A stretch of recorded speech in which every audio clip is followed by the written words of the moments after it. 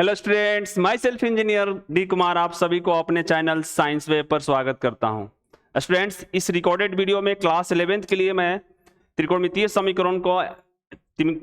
समीकरण का special questions कुछ मैं लेके आ रहा हूं और आपको सॉल्व करना है, देखना है थोड़ा, ठीक है। अपनी प्रैक्टिस को बनाए रखना है बच्चों, ठीक है। तो चलिए आइए कुछ स्पेशल क्वेश्चन हम देखते हैं और इसको अच्छे से सॉल्व करने की कोशिश करते हैं, ठीक है बच्चों। तो चलिए आइए देखते हैं। क्वेश्चन है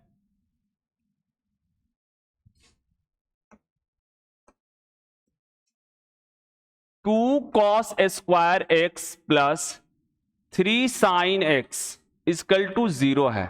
अब इसका आपको क्या करना है बच्चों? व्यापक हल ज्ञात करना है। क्या करना है? व्यापक हल ज्ञात करना है। व्यापक हल ज्ञात करें। क्लियर? बहुत ही अच्छा क्वेश्चन है, थोड़ा सा ध्यान से देखिएगा, ठीक है। 2 cos square x plus 3 sin x। चलिए अब इसको सॉल्व करना चालू करते हैं। ध्यान से देखिएगा पहले क्वेश्चन की बनावट, और अच्छे से इत्मीनान से एक एक चीज को क्लियर करूंगा मैं, और आप अच्छे से बारीकी से इसको देखिएगा, ठीक है बच्चों। आपके एनसीईआरटी का ही क्वेश्चन है, ये बड़ा अच्छा क्वेश्चन है एग्जाम्पल्स का, थोड़ा अच्छा से देखिएगा, ठीक है बच्चों। तो चलिए यहां से ये है 2 cos square x plus 3 sin x है इक्वल टू 0।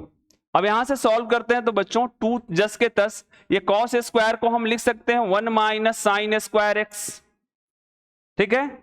और यहां से बच्चों 3 sin x हम लिख सकते हैं इक्वल टू 0, है कि नहीं। अब इसको सॉल्व करते हैं तो क्या हो जाएगा? 2 माइनस 2 साइन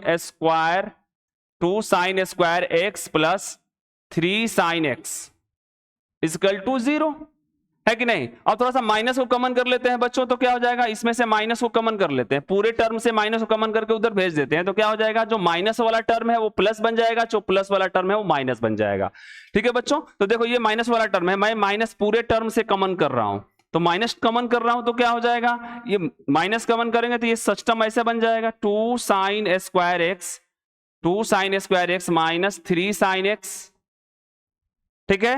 और ये -2 इक्वल टू क्या हो जाएगा बच्चों? 0। अब इस माइनस को उधर भेज देते हैं तो क्या हो जाएगा? 2 sin square x minus 3 sin x minus 2 बराबर 0। अब देखिए साइन के पद में एक द्विघात समीकरण बन रहा है अपने पास। साइन के पद में क्या बन रहा है बच्चों? एक द्विघात समीकरण बन रहा है। तो इस द्विघात समीकरण को क्या करेंगे? तोड़ने की कोशिश करते हैं।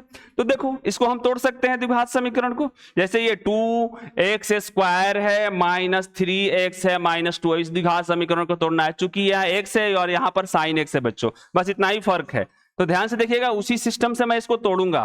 तो देखो, तो इस द्विघात समीकरण को तोड़ने के लिए हम ऐसे लगा सकते हैं 2 sin square x minus 4 sin x अब प्लस में sin x।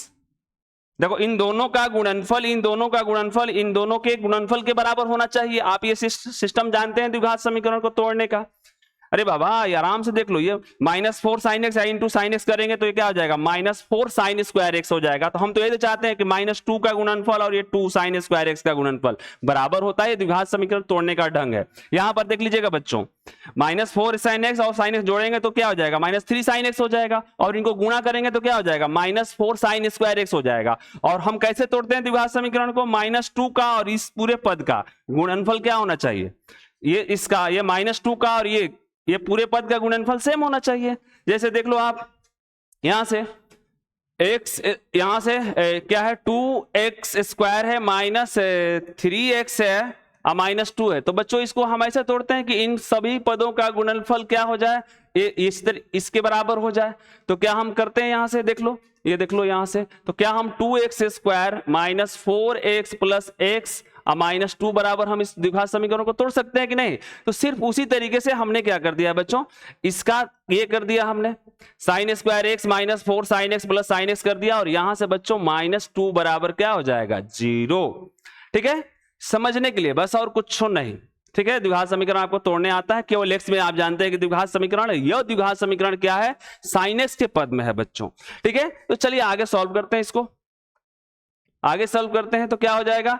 इस पद से क्या हो जाएगा? 2 sin x को कॉमन कर सकते हैं हम, 2 sin x को कॉमन कर सकते हैं तो क्या बचेगा? यहां से sin x माइनस 2 बनेगा बच्चों, sin x माइनस 2।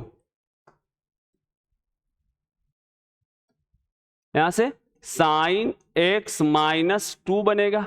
ठीक है, फिर यहां पर क्या हो जाएगा, तो +1 ये होनेगा, फिर साइन एक्स माइनस 2 बराबर 0।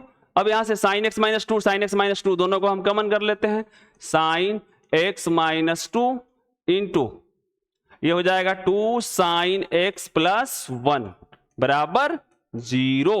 अब देखो यहां से क्या हो जाएगा, साइन एक्स माइनस 2 बराबर 0, यानी कि साइन एक्स 100% 2 के बराबर, जो कि संभव ही नहीं है।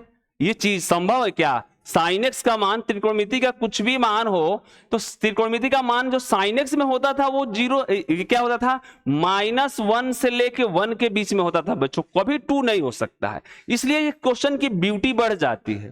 ठीक है ना, ये जब हम इस टर्म को 0 के बराबर करेंगे बच्चों, इस टर्म को थोड़ा समझिएगा, इस टर्म को अगर हम 0 के बराबर करते हैं तो क्या बनता है कहानी, ये कहानी बनती है, देख लो, ये साइन एक्स -2 बराबर अगर हम 0 करते हैं तो साइन एक्स जो है क्या हो जाएगा, 2 के बराबर, जो कि पूरे मैथ में संभव नहीं है। साइन एक्स कभी भी 2 के बराबर नहीं होता है, क्योंकि सर यहां sine x not equal to 2 लिखेंगे और कमेंट क्या लिखेंगे, -1 से बड़ा होता है साइन एक्स और छोटा होता है बच्चों, छोटा होता है 1 से। ठीक है, यानी कि जब भी साइन एक्स की वैल्यू जो आती है वो किसके बीच में आती है, -1 से 1 के बीच में। लेकिन ये कह रहा है ये त्रिकोणमितीय समीकरण कह रहा है कि साइन एक्स बराबर 2 होगा, तो जो कि संभव नहीं है। साइन एक्स कभी भी 2 के बराबर नहीं हो सकता है, तो हम क्या लिखेंगे, sine x not equal to 2, ये कमेंट लिखेंगे। और उसके बाद ये कभी भी 0 के बराबर नहीं हो सकता है, तो क्या हो जाएगा बच्चों, यहां से अब हम कहानी को प्रोसीड करेंगे, यहां से कहानी को प्रोसीड करेंगे और लिख देंगे, बस हमारे पास क्या है, एक ही कहानी तो बची हुई है कि अब हम 2 साइन एक्स प्लस 1 बराबर 0 को सॉल्व कर लें, आज जो आंसर निकाल के ला दें। तो यहां से हो जाएगा 2 साइन एक्स बराबर -1, इस -1 को उधर लेके गए तो यहां साइन एक्स बन जाएगा बच्चों, साइन एक्स बन जाएगा अपने पास क्या बना, -1/2। यहां से साइन एक्स जो बनेगा क्या लिखेंगे, माइनस को माइनस, साइन π/6। आप इसको तो सॉल्व करने आता है रे बाबा। अब यहां से बच्चों साइन एक्स बराबर क्या हो जाएगा, यहां से साइन पाई, और थर्ड क्वाड्रेंट में जाते हैं, देखो माइनस वैल्यू है, देखो साइन का वैल्यू माइनस बन रहा है, तो क्या करेंगे, थर्ड क्वाड्रेंट में जाएंगे, तीसरे चतुर्थांश में, तो तीसरे चतुर्थांश में पाई प्लस π/6। अब ये तो आपको आता है, यहां से हो जाएगा साइन एक्स बराबर साइन 7 π/6। अब यहां से साइन एक्स बराबर बच्चों हो गया साइन y। जब ऐसा होता है तो फॉर्मूला लिखते हैं n प्लस x का वैल्यू जो लिखते हैं n और -1 का पावर n इंटू वाई लिखते हैं बच्चों। तो अब ये फॉर्मूला हम क्या करेंगे, यहां पर यूज कर लेंगे। ठीक है, तो यहां से क्या हो जाएगा बच्चों, यहां से सॉल्व करेंगे तो x बराबर जो आंसर आएगा अपना n प्लस -1 का पावर n, और y के जगह कितना आया है बच्चों, तो 7 π/6 और n बिलोंग्स टू क्या हो जाएगा, z। ये अपना क्या हो जाएगा, सॉल्यूशन। मैं देख लूं थोड़ा सा कैमरे में कैद हो रहा है कि नहीं, यस कैमरे में कैद हो रहा है। ठीक है, अब इसको हम अब सॉल्व कर लेंगे, क्योंकि ये टर्म जो है, ये टर्म कभी भी नहीं हो सकता है। इसका मतलब क्या है कि ये 0 के बराबर होगा। इस टर्म को हम क्या कर दिए, छोड़ दिए, ऐसा संभव मैथ में नहीं है, इसलिए इस चीज को हम क्या कर दीजिए, डिस्कार्ड कर दिए और लिख दिए कि sine x not equal to क्या हो जाएगा, 2।